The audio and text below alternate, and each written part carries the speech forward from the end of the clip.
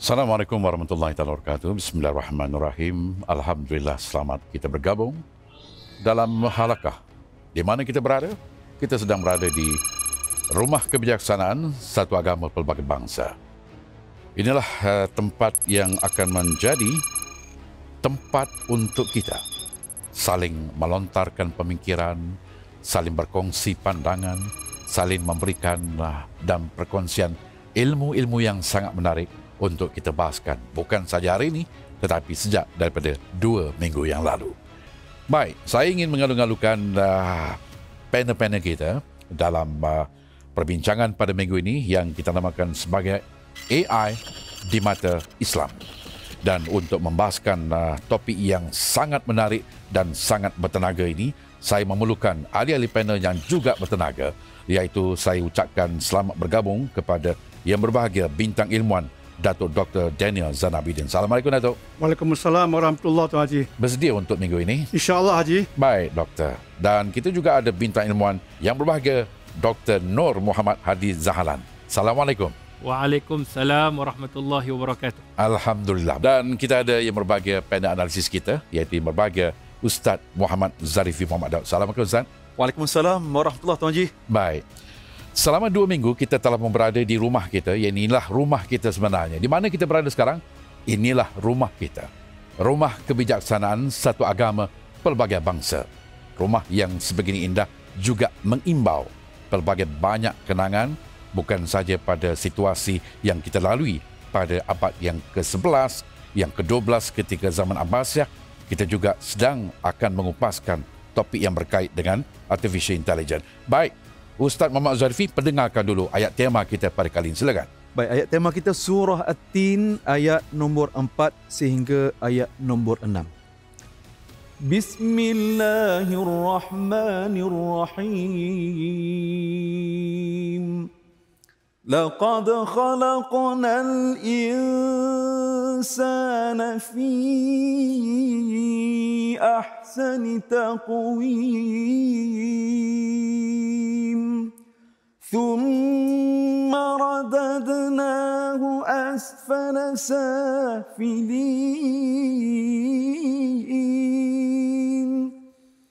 إلا الذين آمنوا وعملوا الصالحات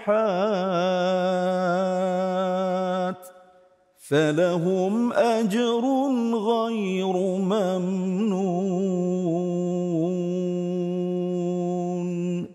Sesungguhnya kami telah menciptakan manusia dalam bentuk yang sebaik-baiknya dan berkelengkapan sesuai dengan keadaannya. Kemudian, jika dia panjang umur sehingga tua atau menyalahgunakan kelengkapan itu, kami kembalikan dia ke serendah-rendah peringkat orang-orang yang rendah, kecuali orang-orang yang beriman dan beramal saleh, maka mereka beroleh pahala yang tidak putus-putus. Tuan Haji. Baik, penonton yang dimuliakan, kalau anda telah pun bersedia, kita akan belayar lebih kurang dalam 1 jam berikutnya, insya-Allah. Dan saya nak pergi dulu kepada bintang ilmuwan yang berbahagia, Datuk Dr. Daniel Zain Abidin. Datuk Dr. Daniel Zain Abidin, kalau kita lihat Islam itu tumbuh sebagai agama ilmu dan juga peradaban.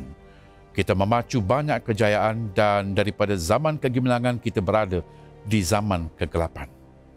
Namun Barat menghidangkan kita satu ilmu yang sangat menarik, iaitu dengan menu yang bertajuk Artificial Intelligence. Persoalannya, Datuk Dr. Daniel, apakah kita perlu ragu-ragu kepada teknologi ini ataupun kita harus tangkas cepat untuk merebut peluang dalam teknologi kecerdasan buatan ataupun AI ini? Silakan Dr. Daniel. Terima kasih Tuan Haji yang saya muliakan. Assalamualaikum warahmatullahi wabarakatuh. Alhamdulillah wassalatu wassalamu ala Rasulillah wa ala alihi wa sahbihi wa man tabi'ahu wa wala. Lagi sekali terima kasih Tuan Haji, Dr. Hadi dari Al-Bayan, Ustaz Zarifi yang saya kasihi, tak dilupakan pada tuan-tuan dan puan-puan yang dihormati lagi dimuliakan. Kaedah dasar Islam ialah dalam hal-hal duniawi Islam fleksibel dengannya.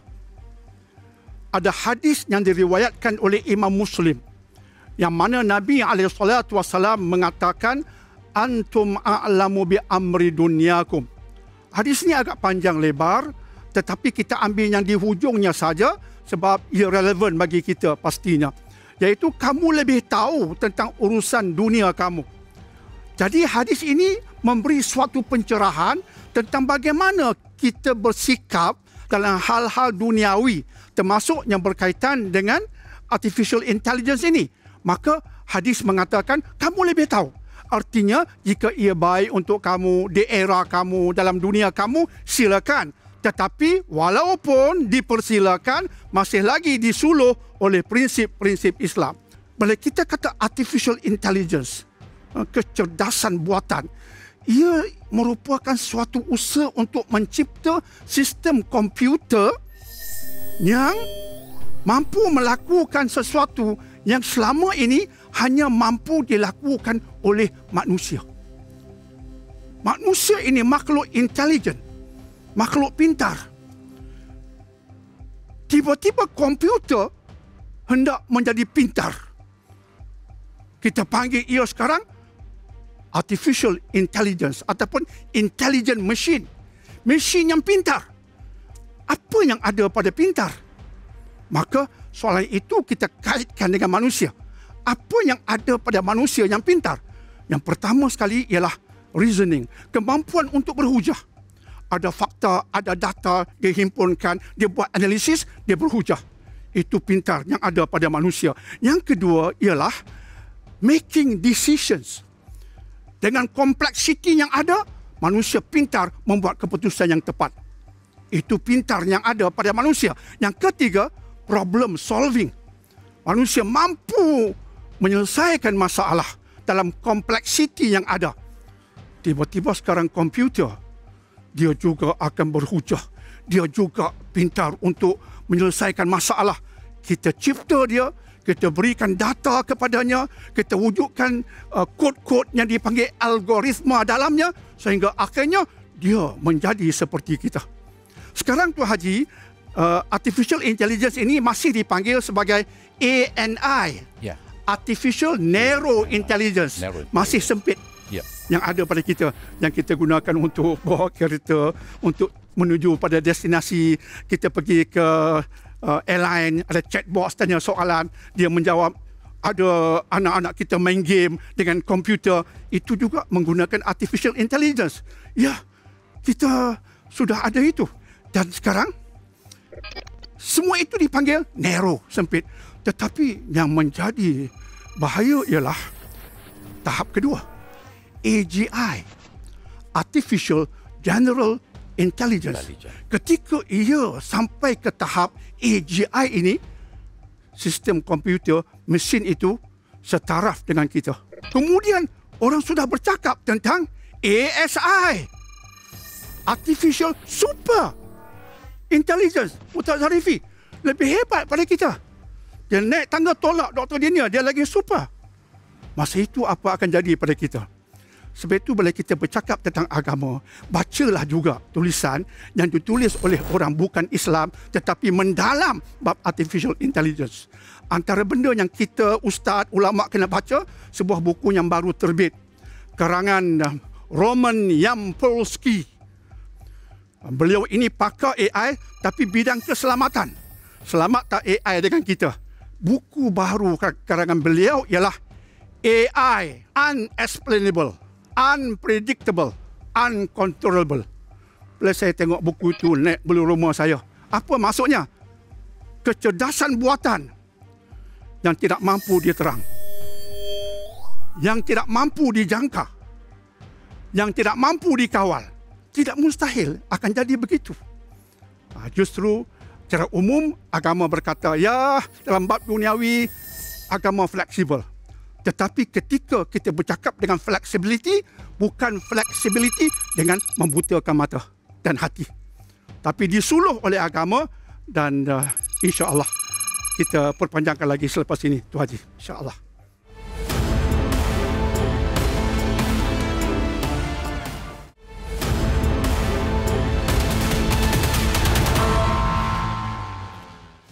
Baik, Ustaz Muhammad Zarifi. Saya nak tanya soalan pendek kepada Ustaz. Ustaz memiliki kereta. Ya, Ustaz faham tentang kereta secara asasnya. ya. Maknanya Ustaz menguasai bukan saja pemanduan tapi juga teknologi tentang kereta itu sendiri. Itu perlu ya? Itu perlu. Secara asas perlu. Secara asasnya. Baik. Itu menunjukkan bahawa untuk kita memiliki sesuatu, kita harus menguasai barangan tersebut. Saya nak pergi kepada bintang ilmuwan Dr. Hadi. Kalau kita lihat sejauh mana umat Islam telah pun bersedia dengan garis panduan untuk hidup bersama AI ini, ataupun kita masih lagi gitu-gitu saja. Silakan. Bismillahirrahmanirrahim. Terima kasih pada Tuan Haji, Datuk Dr. Daniel, Ustaz Zarifi, para penonton yang dirahmati oleh Allah Subhanahu Wa Taala. Kembali kepada soalan yang mana saya quote apa yang disebutkan oleh Datuk Dr. Daniel, memetik di dalam satu hadis Nabi sallallahu alaihi wasallam, hadis yang dikeluarkan oleh Imamul Muslim di dalam sahihnya. Kata Nabi, antum a'lamu bi umur dunyakum, kamu mengetahui tentang urusan dunia. Dan di dalam satu kaedah fiqh terdapat kata para alim ulama, iaitu la yunqaru taghayyurul al-ahkam bi taghayyuri az-zaman. Iaitu kata para alim ulama dalam satu kaedah fiqh yang menjadi dasar dalam perubahan-perubahan yang begitu cepat. Kalau kita tengok tadi yang ada supernya pelbagai teknologi yang akan menggantikan manusia, maka di dalam kaedah fiqh yang membawa erti tidak diingkari berlakunya perubahan-perubahan hukum itu bergantung kepada situasi, bergantung kepada zaman. Di dalam kitab Bahrul Muhit yang dikarang oleh Al-Imam Az-Zamakhsyari, dia meletakkan sebenarnya ilmu fiqh ini adalah ilmu yang hidup. Dinamakan sebagai fiqhul fiqh, fiqh di dalam fiqh. Sebab itu kalau kita lihat bagaimana Al-Quran daripada dulu, kini dan selamanya kita dapat menggunakan petunjuk daripada Allah Subhanahu Wa Taala untuk memandu kehidupan kita. Tetapi sayangnya, bila kita sebut ada tak garis panduan yang digariskan oleh para alim ulama, ulama hanya membincangkan secara teori saja. Bukan saja teori, bahkan para alim ulama hanya membincangkan garis panduan yang begitu umum mengenai tentang sains dan berkaitan tentang teknologi. Belum lagi sampai garis panduan yang begitu terang, jelas bagaimana kita nak menghadapi AI nanti. Kita tidak mahu, contohnya para penonton, bayangkan AI nanti kalau dah ada super tadi, bayangkan esok khatib yang membaca khutbah bukan Ustaz Zarifi lagi, tetapi khatib itu daripada robot. Dan ini sebenarnya berlaku di Eropah, di Jepun. Bagaimana mereka membangunkan satu robot Maidar yang mana mereka akan mengajar kepada tetamu-tetamu yang datang ke kuil ini, iaitu mengajar mengenai agama Buddha. Dan ada satu lagi robot dinamakan Santo Robot, yang mana robot ini diberikan kebenaran untuk memberkati orang yang datang ke gereja.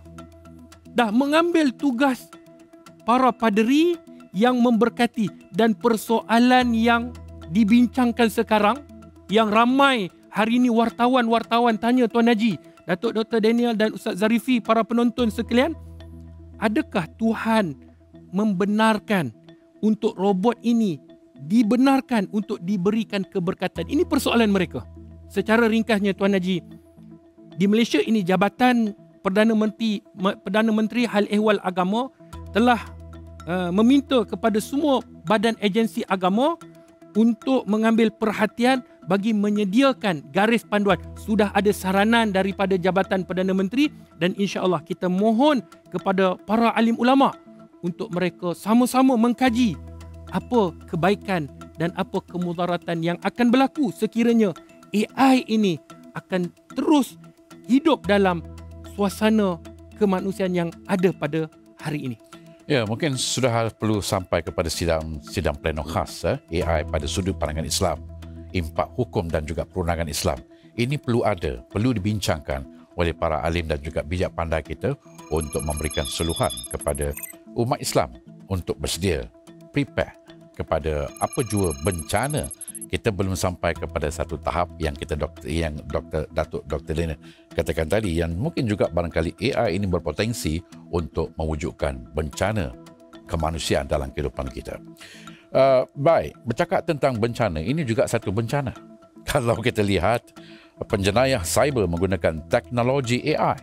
Penjenayah menggunakan teknologi AI untuk melakukan deepfake dan natural language untuk meniru wajah Datuk Dr. Daniel, meniru suara Datuk Dr. Daniel. Dia mampu meniru semua apa yang kita lakukan. Dan ini sangat bahaya sekali. Dan aktiviti ini berlaku dalam bentuk jenayah cyber, scam yang menggunakan artificial intelligence. Dan bagaimana Datuk Dr. Daniel, bukankah ini merupakan sesuatu yang menakutkan kita? Ya, benar Tuan Haji. Macam deepfake itu, iaitu gabungan daripada deep learning dan fake media. Deep learning itu kemampuan komputer berlatar belakangkan AI. Dia belajar seperti mana otak manusia mempelajari sesuatu, berlapis-lapis cara pembelajarannya. Yang bahasa AI disebutkannya sebagai deep learning. Maka dia mengenali cita rasa, perangai, kehendak, sehingga akhirnya boleh meniru sesuatu yang baru berkaitan seseorang itu. Dan dia buat pornografi, yang mana orang itu melakukan benda-benda lucah, badannya ialah ini, tapi perbuatannya dia ambil daripada perbuatan orang lain, tapi oleh sebab badan itu dicam oleh manusia, dia dituduh. Ini bahayanya. Sebab itu agama,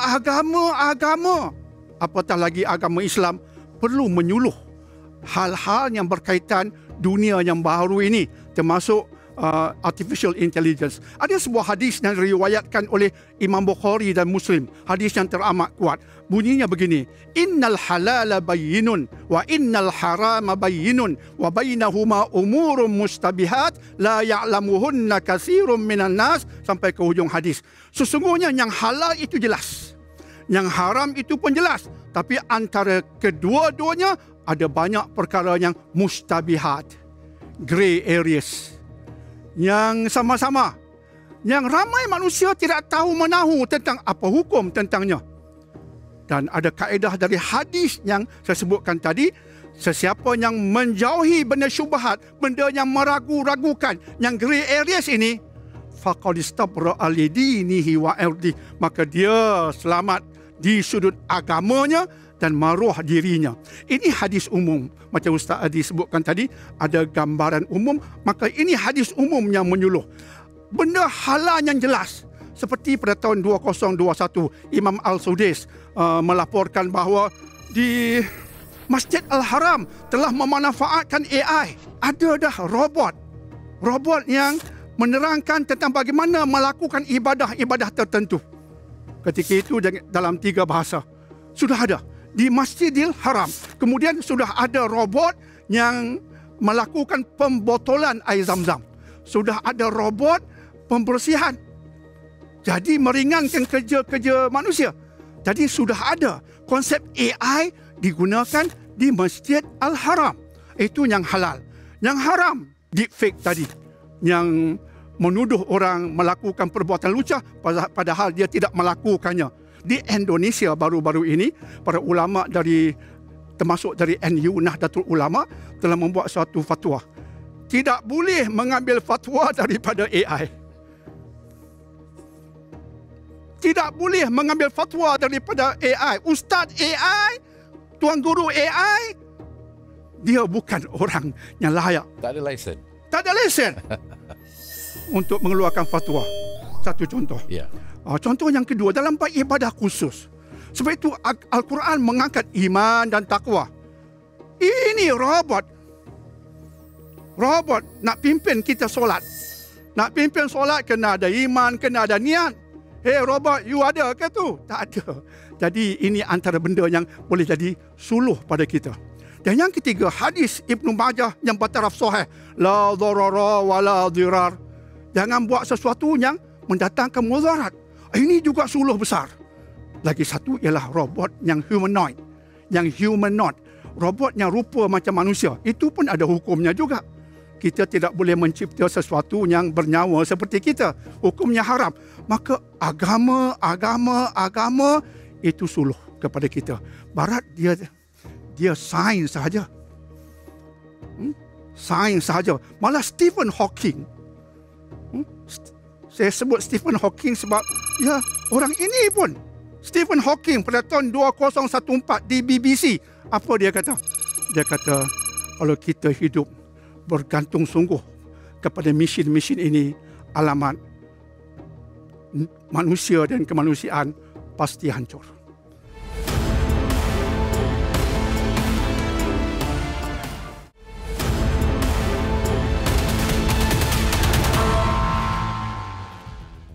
Ustaz Muhammad Zarifi, Ya, Tuan Haji. kami perlukan analisis anda. Silakan.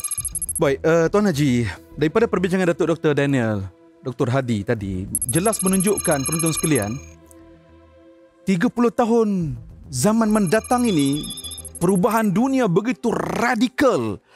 Sekiranya tidak dipersiapsiagakan anak-anak kita yang berada di rumah sekarang ini dengan iman dan takwa, kita dalam bahaya. Kita sangat-sangat dalam bahaya. Karena itulah Tuan Haji, dalam Al-Quran, dalam surah Ar-Rum ayat nombor 41, Allah Subhanahu wa taala berfirman sebagai peringatan kepada kita semua. Ba'da a'udzubillahi minasyaitonir rajim. ظهر الفساد في البر والبحر بما كسبت أيدي الناس ليذيقهم بعض الذي عملوا لعلهم يرجعون. Maksudnya, telah timbul berbagai kerosakan dan bala bencana di darat dan di laut dengan sebab apa yang telah dilakukan oleh tangan-tangan manusia. Timbulnya yang demikian kerana Allah hendak merasakan mereka sebahagian dari balasan perbuatan-perbuatan buruk yang mereka telah lakukan supaya mereka kembali insaf dan bertaubat kepada Allah Subhanahu wa taala. Tuan Haji, terus sekalian, di tangan saya ini adalah satu artikel yang ditulis oleh sekumpulan penyelidik daripada Universiti Tempatan. Mereka telah membuat satu kajian pada tahun 2016 melibatkan seramai 750 orang remaja yang berusia di antara umurnya antara 13 hingga 21 tahun. 13 hingga 21 tahun. Dan 20 orang mahasiswa di Universiti Awam yang berusia antara 19 sehingga 21 tahun. Baik, kajian ini, Tuan Haji, Datuk Doktor, Dr. Hadi, mendapati purata remaja generasi Z yang dikaji, mereka ini menggunakan media sosial selama 11.6 jam sehari. Kalau kita buat perangkaannya, kalaulah bermula bermain medsos pada jam 7 pagi, dia akan berhenti pada 6 petang.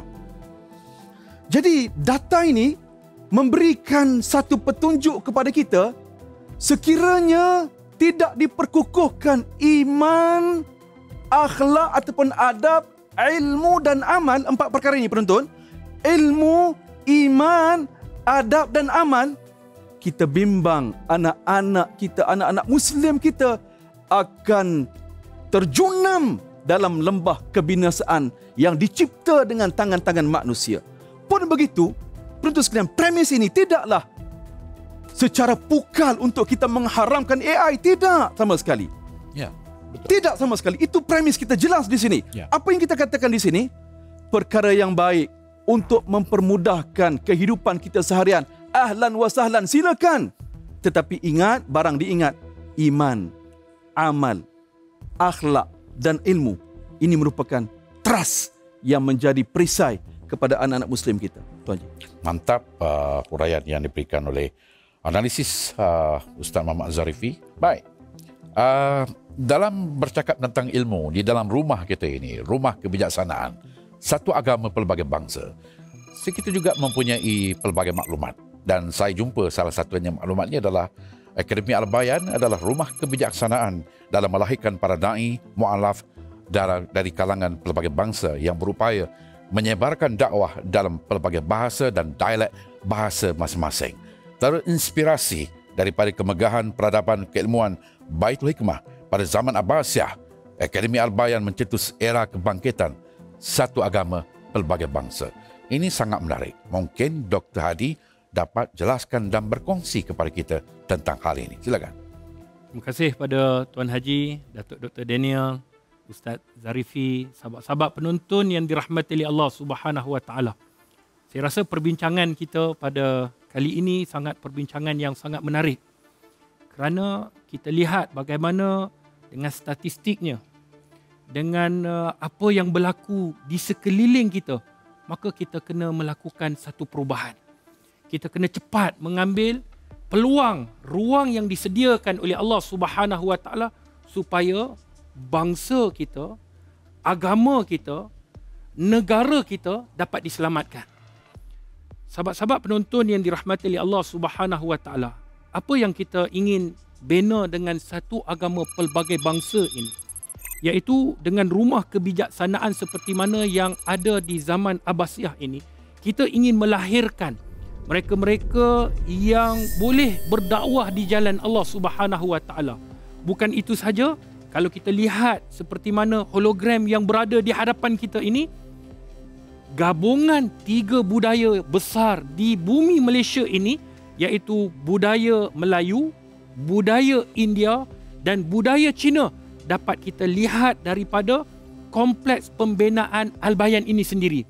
Falsafahnya, apabila kita melihat gabungan daripada 3 budaya yang besar di bumi Malaysia ini, kita nak maklumkan dan nak memberitahu kepada masyarakat bahawa Islam tidak menolak tentang bangsa, tidak menolak tentang bahasa, tetapi yang asas yang paling penting adalah akidah, ketauhidan dia kepada Allah Subhanahu Wa Taala. Itulah pasak yang paling utama.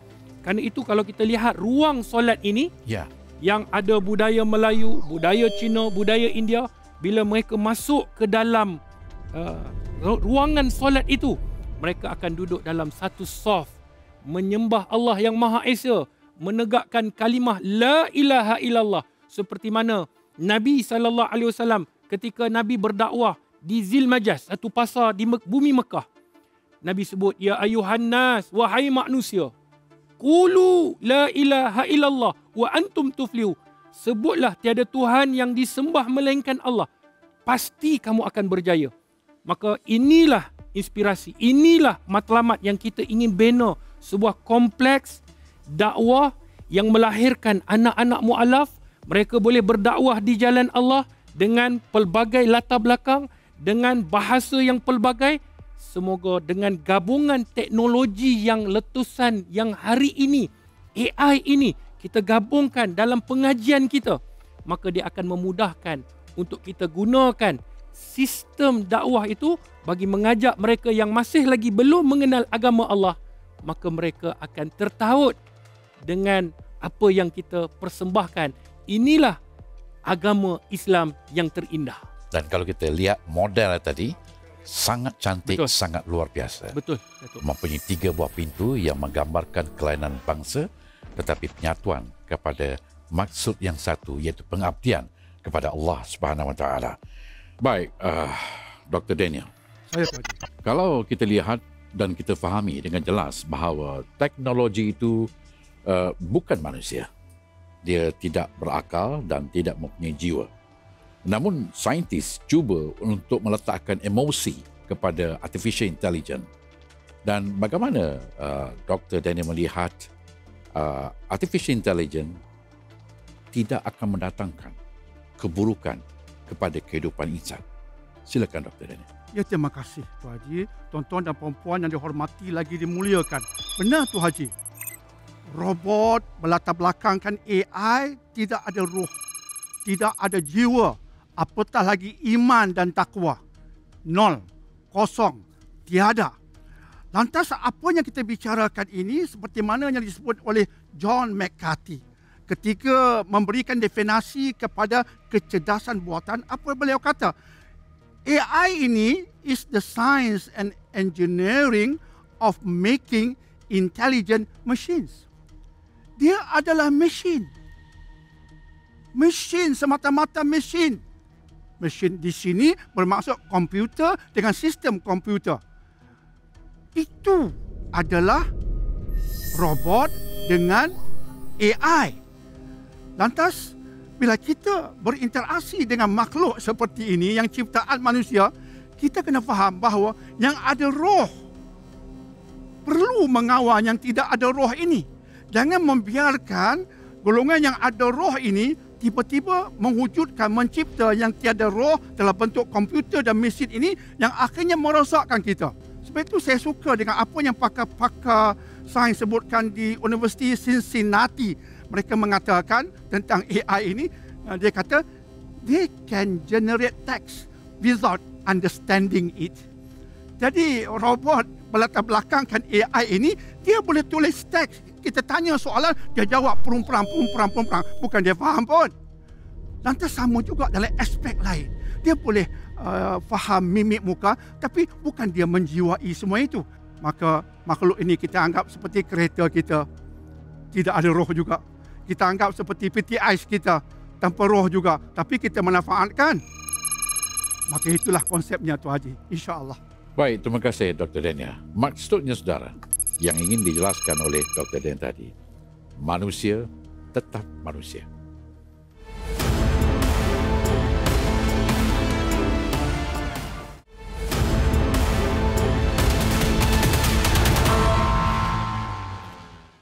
Saya masih lagi belum puas daripada apa yang bintang ilmuwan kita, Dr. Hadi, nyatakan tadi.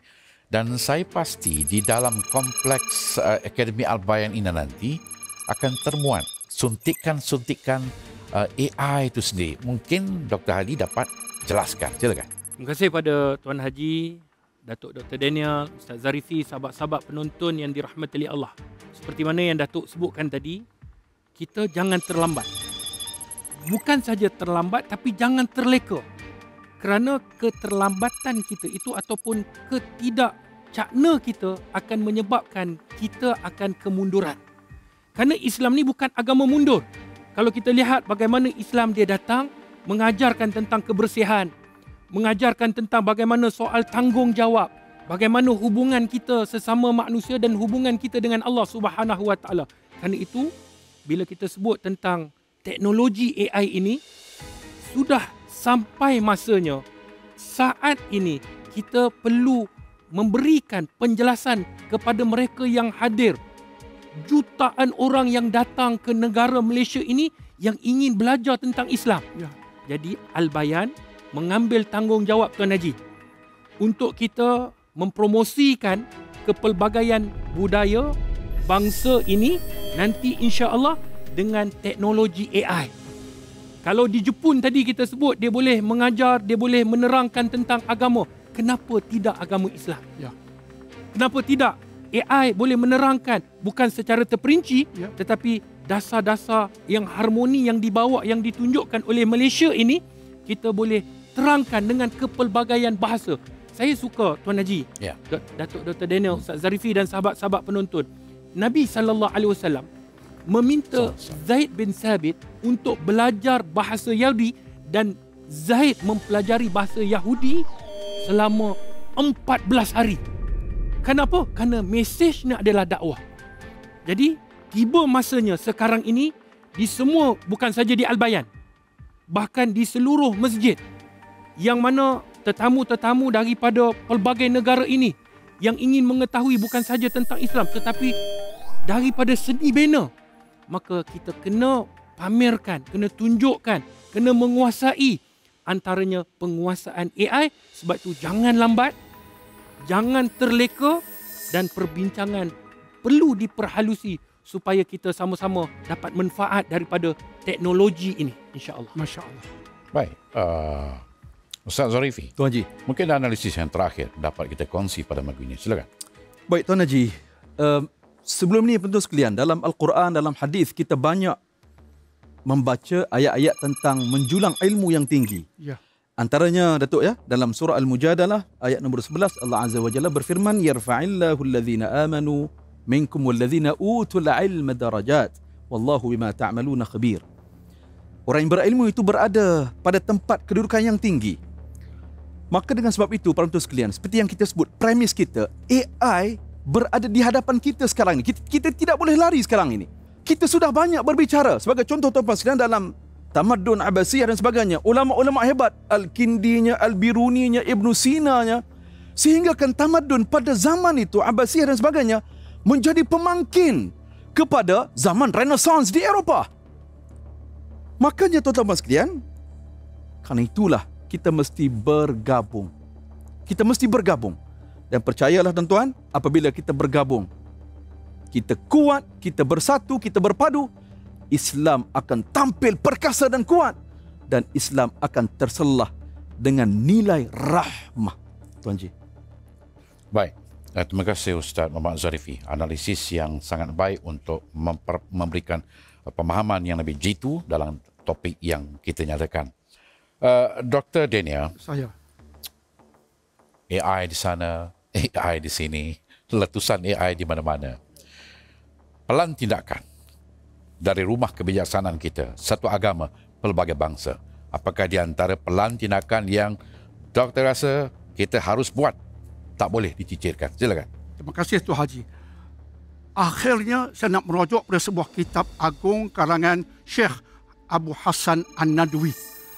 Buku itu terjemahannya bertajuk Kerugian Dunia Kerana Kemunduran Umat Islam.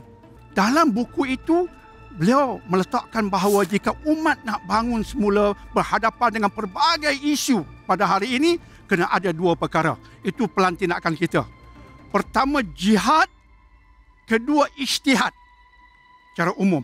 Jihad artinya umat kena bersungguh-sungguh bangunkan yang hak. Tadi Ustaz Zarifi sebut tentang iman, takwa, adab, amal. Ini antara isinya. Iaitu kena ada ilmu agama disuluh oleh Al-Quran dan juga As-Sunnah. Tak cukup sekadar ilmu, kena beramal soleh. Bukan sekadar beramal, amal kena ada solehnya. Bila amal itu ada solehnya, niat kena betul, cara kena betul. Baru amal soleh, jika tidak hanya beramal. Kemudian kita bersihkan jiwa sehingga iman tu suci, iman tu soleh, dan tingkatkan ke makam takwa, itu makam kemuliaan. Dan jaga akhlak. Jadi ini jihad kita. Jihad semua orang di seluruh dunia, termasuk pemimpin di atas, meraih di bawah. Kita bina kebenaran bertunjangkan apa yang kita sebutkan ini, iaitu disuluh oleh iman dan juga takwa. Itu asas. Itu penggerak kita. Dan yang kedua, kata Abu Hassan An-Nadwi, Syekh, ijtihad. Ijtihad ialah kesungguhan untuk melihat ide baru. Termasuk untuk memanfaatkan dalam konteks kita hari ini, memanfaatkan AI. Syekh Hasan An-Nadwi mengatakan antara punca umat kemudian yang mundur sebab mereka banyak berdebat tentang isu agamanya ranting-ranting. Berkelahi macam kita lah. Kunut tak kunut, selawat dengan sejina tak ada sejina, bergaduh. Syekh Hasan An-Nadwi telah menegur. Zaman dahulu bertengkar bab agama ranting. Macam besar sangat isu. Akhirnya Barat kuasai mereka. Jadi Syekh Hasan An-Nadwi ni ulama besar mindanya. Dia kata bila umat lupa tentang hal ehwal semasa, dia tak manfaatkan. Pemimpin pula tidak berijtihad untuk merangsang ke arah itu, mereka akan hancur. Sama-sama kita berijtihad, membuka minda untuk mengambil kebaikan-kebaikan, termasuk bidang AI yang bermanfaat untuk kita, disuluh oleh agama. Tuan Haji, insya-Allah. Baik, Datuk Dr. Daniel Zainal Abidin. Penonton yang dimuliakan, sebelum kita tidur pada malam ini, cuba kita berfikir sejenak dalam konteks kehidupan di rumah kita. Apakah bentuk tema rumah kita? Dan dalam bentuk masyarakat kita, apakah yang ingin kita isi dalam masyarakat kita? Dalam sebuah jabatan kita ataupun pejabat kita, apakah yang kita isi? Apakah selama ini kita mengisinya dengan seluruh kebijaksanaan, atau kita hanya melepaskan perkara-perkara yang sia-sia tanpa merasa rugi dan tanpa merasa sedar. Saudara penonton sekalian, kita harus membangunkan rumah kebijaksanaan di dalam rumah kita, di dalam pejabat kita, di dalam masyarakat kita, bahkan juga dalam diri kita sendiri. Datuk Dr. Dana Zanawiddin, Dr. Hadi dan juga Ustaz Muhammad Zarifi serta penonton sekalian, terima kasih di atas perhatian anda. Jumpa lagi pada minggu hadapan dalam Halakah.